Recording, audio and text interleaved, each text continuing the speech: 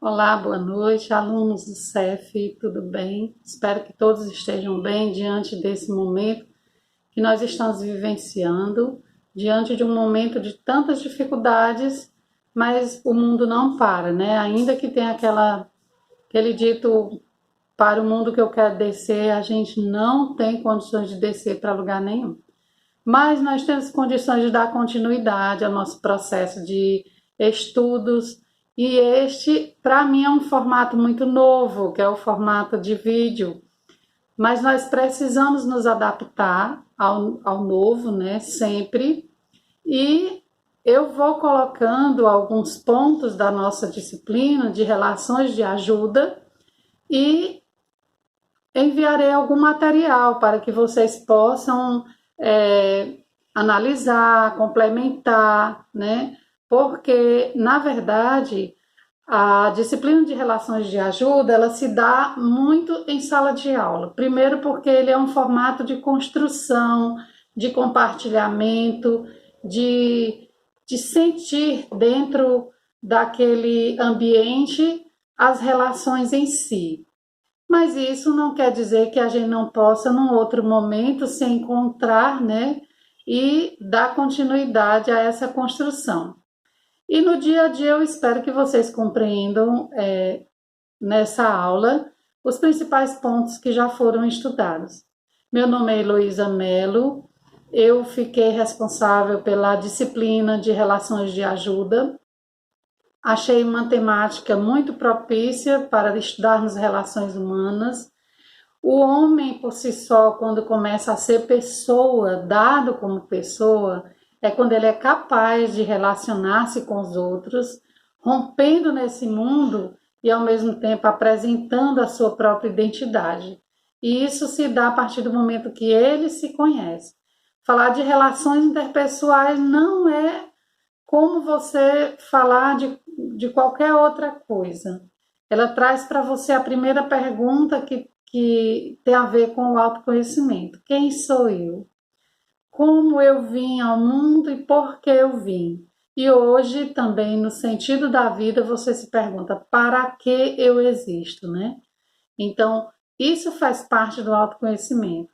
E eu gostaria de, antes de dar continuidade às nossas aulas, a gente pudesse fazer uma recapitulação do que nós vimos. Quando a gente fala em relações interpessoais, na nossa disciplina, a gente costuma fazer três coisas que vai fazer sentido para nós. A primeira é o autoconhecimento. Como eu posso não me conhecer e falar do outro, e me relacionar com o outro? Então, nesse autoconhecimento, a gente vê o processo de se tornar pessoa, a gente viu quem trabalha mais essa parte, que é Freud, e nós temos também outra personagem que modifica um pouco esse ser pessoa. Enquanto Freud vai numa linha de que tudo tem a ver com seu nascimento, com as fases que você deixa ou não de ser trabalhado pelos seus pais, pelo meio que você vive, e isso influencia muito na sua personalidade. Carl Rogers vem trazer para nós uma linha de pensamento que é construtivista, que é eu posso mudar a mim mesmo, desde que eu esteja em condições normais de vivência, e essas condições normais eu vou explicar lá na frente do que se trata. Então a gente pensou, vamos ver na primeira aula essa questão do autoconhecimento, do processo de se tornar pessoa, ver a questão da autoestima, que nós não conseguimos na primeira aula, mas vimos as crenças, vimos também como que esse pensamento de Freud interfere no nosso dia a dia, como surgiu essa questão da personalidade à vista dele, né, do seu pensamento, e que o ser humano ele é único, é um indivíduo, pessoa intransferível. Eu posso até dizer que alguém se transformou, mas não posso dizer, eu posso até dizer que alguém mudou seu comportamento, não posso dizer que ele se transformou, né? Se transformou em quê? A essência dele continua a mesma, onde ele for. O que muda são comportamentos, atitudes, né? Então, assim, que a consciência de si mesmo faz de nós seres prontos para uma melhor convivência. Nós vimos que se eu sei quem eu sou, eu posso lidar com o outro. Nós falamos ainda que somos compostos por mente, corpo e espírito. E continuando essa recapitulação, eu apresentei a vocês também nossos sistemas representacionais, que a programação neurolinguística ela veio agregar às ciências psicológicas um formato de entendimento, que nossos sistemas representacionais são aqueles que captam as imagens que nós vamos produzir futuramente em nossos comportamentos. Por exemplo, nós falamos do VAC, né, que não é aquele do futebol, que você vai conferir se teve gol. O VAC é a visão, a audição e o sinestésico, que é o sentir. Nós temos mais que 3 sistemas representacionais, mas esses são os principais que faz com que nós interpretemos as atitudes do outro, certo? Então tem pessoas que são mais visuais, tem pessoas que são mais auditivas e tem pessoas que são mais sinestésicas. Eu dei vários exemplos e nesses exemplos a gente pode ver que tem muita gente em todos os lugares do mundo, em todas as empresas, em todas as instituições, igrejas e tudo, que tem aquela sensibilidade à flor da pele, você não sabe por que é. Ela muitas vezes é uma pessoa mais sinestésica. Às vezes você tem uma pessoa que é muito visual, ela chega num ambiente, ela sabe exatamente o que está faltando, que uma pessoa idosa não pode ficar em pé, que aquele fiel está precisando disso. Ela é uma pessoa visual, ela é ótima em detectar aqueles pormenores, os detalhes. Uma pessoa que é auditiva é uma pessoa que consegue, através da música, se transpor para outro canto. É uma pessoa também, isso é o lado positivo, né? O lado negativo é uma pessoa que escuta qualquer coisa e ele já está dizendo, fulano está falando de mim, ou coisa e tal, né? E sensitivos são aquelas pessoas que gostam muito do toque, são sensíveis, são pessoas que você... tem pessoas pelo lado, aquele lado que às vezes até irrita, só fala com você se estiver tocando, e aí fulano, não sei o que fulano, né? Mas essas pessoas têm esse lado que um se complementa com o outro, né? Então nós vimos essa parte do VAC, né, que são os nossos sistemas representacionais, que a nossa mente é como um computador, que nós precisamos gravar aquilo que as pessoas falam, mas nós precisamos estar atentos ao que aquilo representa para nós. Então, nós fizemos um composto de estudos na primeira aula em que a gente conseguiu visualizar como nós fomos criados, como nós fomos formados, como a nossa personalidade é formada diante das fases faladas por Freud, o id, o ego, o superego, esse eu não aprofundei, falei mesmo que eu não podia aprofundar em vistas de não ser psicóloga, né?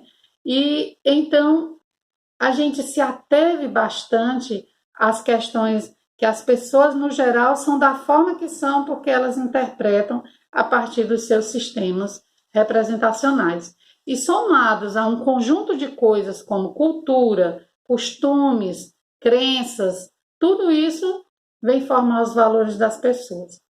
E é através dos valores que a gente pode compreender as relações. Por exemplo, eu supervalorizo a família, já tem pessoas que não valorizam.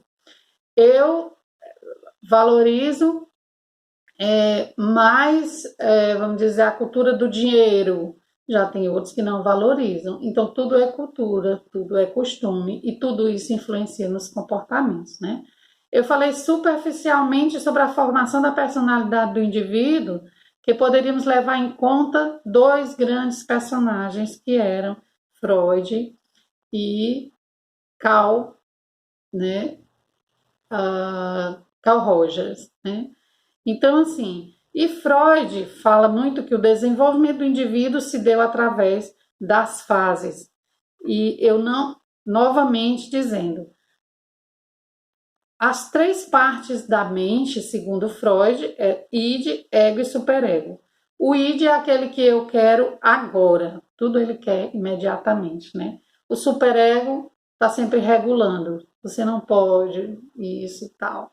E o ego é o que faz, né? De toda forma, ele acaba sendo aquele que é o meio e uma alternativa, buscando equilibrar entre o id e o superego, enfim. E isso nos traz vários tipos de formatos de pessoas através dos nossos comportamentos. E eu pergunto a vocês, por que nós precisamos estudar, ainda que superficialmente, a nossa personalidade? Sobre que processo nós nos baseamos do autoconhecimento, né? A gente tem que ver o seguinte, quando nós pensamos em seres humanos, em mentes, em conviver com o outro, a gente precisa entender que um prédio, por exemplo, ele só se constrói se tiver o alicerce. Muitas vezes, eu vou usar o nosso ditado, a casa caiu. A casa cai, os relacionamentos se destroem, a vida se complica pelo simples fato de que a gente não sabe com o que foi que nós construímos a nossa casa coração, a nossa casa mente, né? E diante de tudo isso, a gente vai criando crenças e crenças limitantes que vai nos tornando pessoas mais frágeis, mais tristes, ou pessoas ignorantes, ou pessoas que não conseguem atingir os objetivos, né?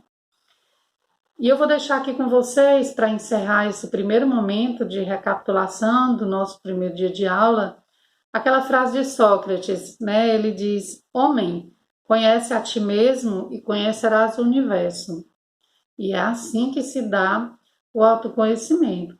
A partir da gente ver como se deu o nosso nascimento, como foi que nós fomos recebidos no nosso lar.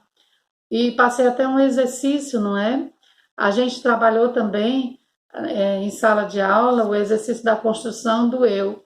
Quem sou eu? O que eu gosto de fazer? Como eu gosto de ser chamado? Vocês fizeram esse exercício em casa? Então, hoje eu quero lembrar para vocês que nós precisamos entender as nossas crenças, de onde elas vêm, na linha do tempo, onde eu estou, sabe? Muitas vezes a gente quer se relacionar ou muitas vezes a gente não quer se relacionar. E nesse período que a gente vive de internet, de todo mundo se relacionando apenas pelo WhatsApp, as pessoas estão se tornando frias, as pessoas estão se tornando distantes. E o que acontece com isso? Nós vamos precisar alcançar o nosso foco, que ao que eu entendi, ao que eu mencionei na nossa sala, nós precisamos ser seres humanos mais fraternos, para poder a gente chegar à aproximação do grande banquete, que é a partilha do amor, do compromisso e da Eucaristia. Se nós estamos numa escola que é eucarística, o maior foco é Jesus. Nós precisamos nos moldar a Jesus para poder chegar a celebrar uma Eucaristia sem peso, sem problema de consciência, porque nós vamos saber que estamos ali com aquele propósito maior. E ao finalizar o nosso momento de construção de quem eu sou, nós também tratamos de um texto que é aquele de Nicodemos, né? Onde ele pergunta: Rabi, nós sabemos que o Senhor é o mestre que Deus enviou, pois ninguém pode fazer esses milagres se Deus não estiver com ele. Eu afirmo ao Senhor que isso é verdade, ninguém pode ver o reino de Deus e não nascer de novo. Nicodemos pergunta, como é um homem velho, né, pode nascer de novo? Será que ele pode voltar à barriga de sua mãe e nascer outra vez? E Jesus diz: eu afirmo ao Senhor que isso é verdade, ninguém pode entrar no reino de Deus se não nascer da água e do Espírito. E quem nasce de pais humanos é um ser de natureza humana, quem nasce do Espírito é um ser de natureza espiritual. Por isso não fica admirado, porque eu disse que todos precisam nascer de novo. O vento sopra onde quer e ouve-se o barulho que ele faz, mas não se sabe de onde ele vem nem para onde vai. Então, assim, nós também não sabemos, mas nós pelo menos podemos é nos construir juntos, nascer de novo, ser pessoas novas, ser pessoas que constroem o bem.